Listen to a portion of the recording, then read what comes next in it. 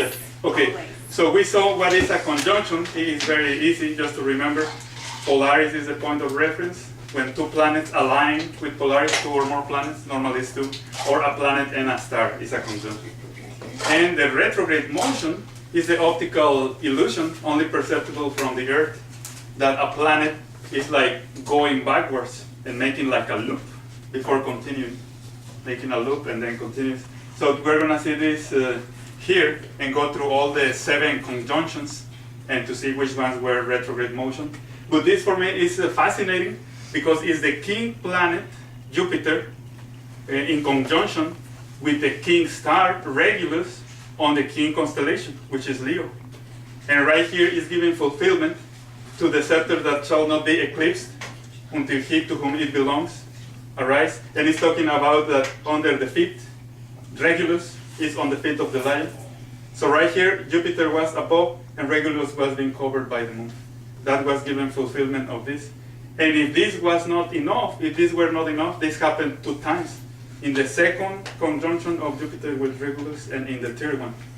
And sometimes the softwares are not so perfect, but the historical calculations indicate this is another scientific word. When the moon covers a star, it's called, how you pronounce this? Occultation. Occultation, yes. It's like an eclipse, but not of the sun, but of another star. Whenever it's an eclipse of the moon with any other star, it's called an occultation. And there was a double, and the number 2 in scripture, what does it mean? Something that is established, at least 2 times happened. So it was a double occultation of Regulus by the moon. In the second conjunction, Jupiter-Regulus, that happened at this time, in this day, February 17, 2 BC, the moon occulted Regulus with the lower 1/5 of its diameter. This is the moon, this is the Regulus, because it's so distant, looks so small, but the moon covered it with the lower 1/5 of its diameter. And then 82 days later, in the third conjunction of Jupiter with Regulus, May 9, 2 BC, the moon occulted Regulus again with the higher 1/5 of its diameter. So by happening the event 2 times of the moon covering Regulus at the same time that Jupiter was in line with Regulus, it was representing the transfer of the power, so to speak, like the scepter figuratively was being transferred from Regulus to Jupiter, that then will be given it to the one to whom it belongs, that we know that represents Venus, Jesus Christ. So Venus represents Jesus Christ, and Jupiter represents the mission of Jesus Christ. He brought righteousness to the earth. So we're going to see this astronomically, but this is a fulfillment. And this just shows a little video on how, after the moon is covering Regulus, Regulus is coming to be visible again. So an astronomer took this video and it's fascinating. This is what is called astronomically coming out of the occultation. The moon covered Regulus and then the moon is moving and little Regulus is being visible there. So this is a visual example of this. This in the second conjunction, the lower part of the moon, and in the third conjunction, the upper part of the moon. So this is another figurative showing of the events, the triple conjunction, and then the one at the end, when finally Jupiter, carrying the scepter, it gave it to whom it belongs, that was represented by the bright and morning star that represents Jesus. And here we're going to see how, at this point, the 2 planets got so close that at the distance they seem to be like fused into one. Like Jupiter here, Venus over it, they fuse as one. We're going to show this conjunction that was like an occultation of one of them. When they align like this, look, they look as one.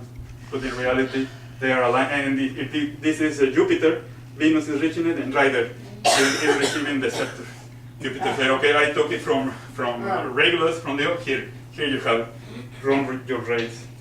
And now we're going to see the history, how the history helps us to do biblical research, because we're going to see how Flavius Josephus, a Jewish historian, in all his books, he only describes one eclipse of the moon.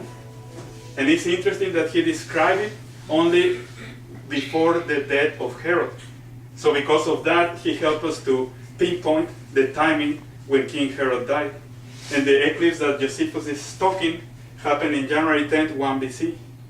So because we know that Herod was alive when Jesus Christ was born, Jesus Christ needed to be born before this date. So, and that's a good historical reference. But then let's see what Herod did.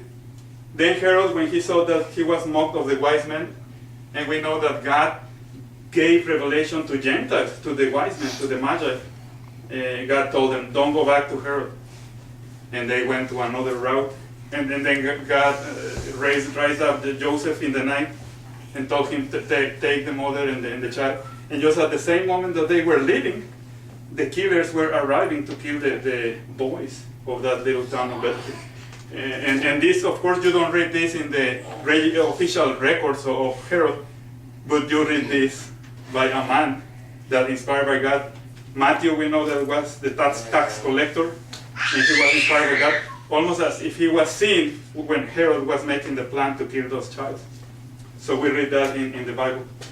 Then Herod, when he saw that he was mocked of the wise men, was exceeding wroth, and sent forth and slew all the children that were in Bethlehem, and in all the coasts thereof, in all the surrounding areas of Bethlehem, from 2 years old and under. And this, that Herod killed the boys from 2 years down, makes us confirm the perception of the astronomy that is telling us that the wise men arrived after 1 year and 3 months. Jesus Christ was 1 year and 3 months old and under, according to the time which he had diligently inquired of the wise men.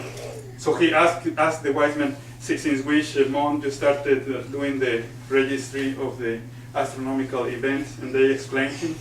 So we have the idea that approximately the Magi arrived the 25th of December, the same day that the Jewish people exchanged gifts, the Hanukkah, and then they went back for another route.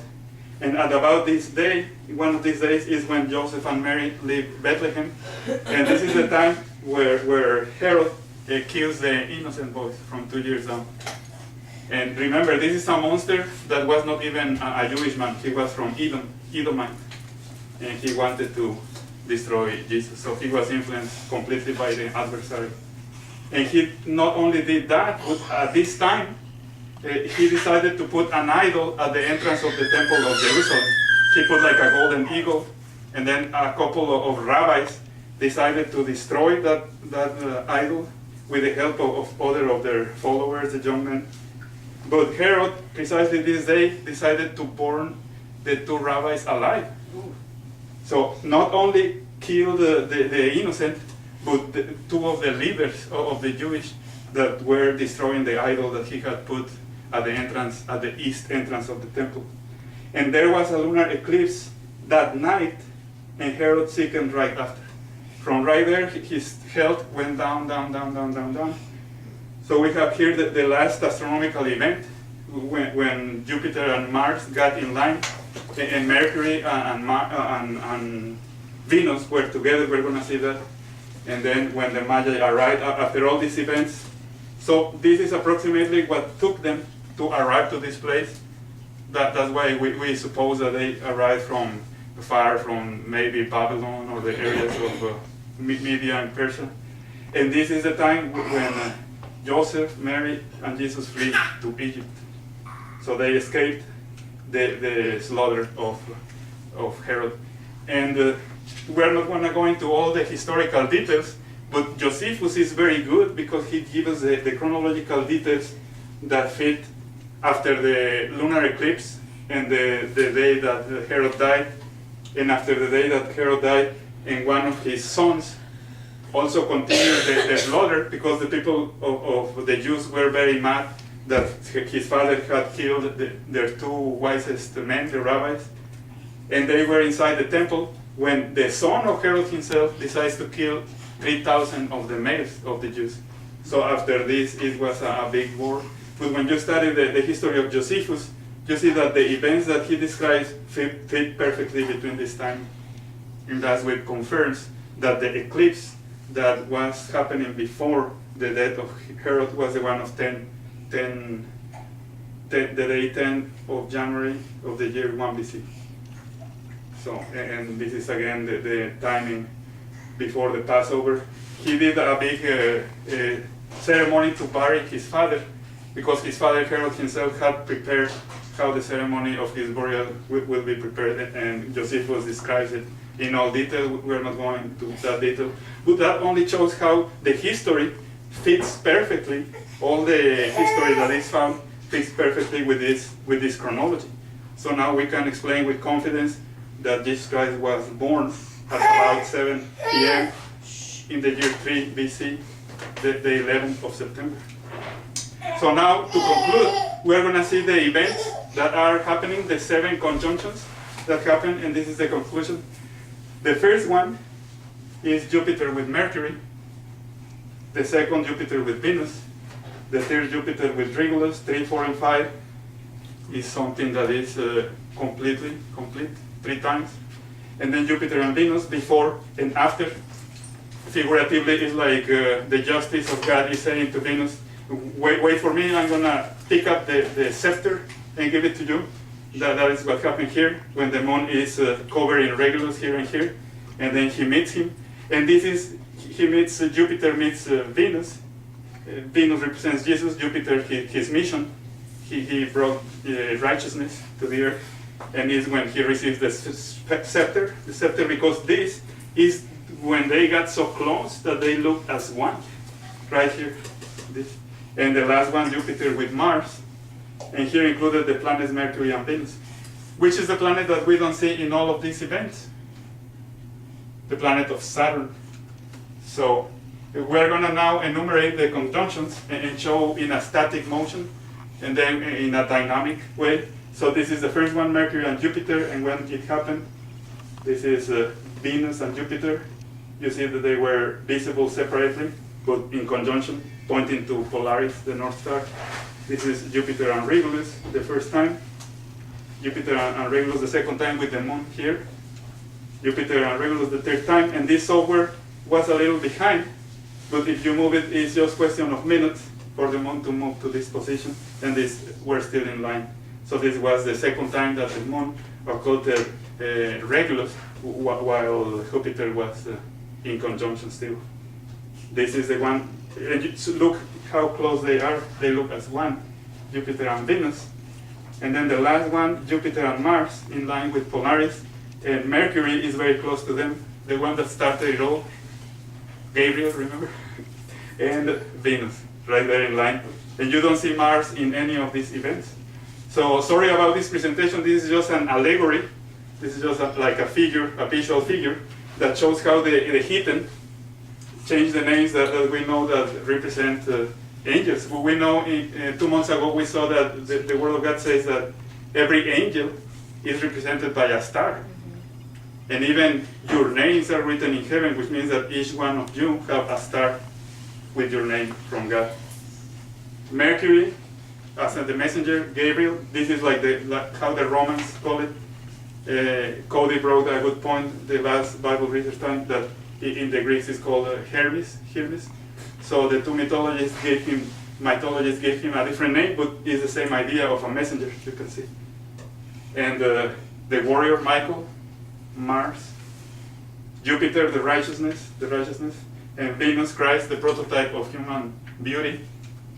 And the only one not invited to this party was Saturn, Satan, that always represents death. So, and as Margaret was telling to me in the interval, actually the Magi were following the star. So it's a body in heaven that can be followed and that have a mechanical clockwork periodicity. So now we know that the star of Bethlehem, the star of Jesus Christ, was the planet of Jupiter. So that represented his mission, his function, righteousness. Even when we know that Jesus himself is represented by Venus, his function, his mission is represented by Jupiter.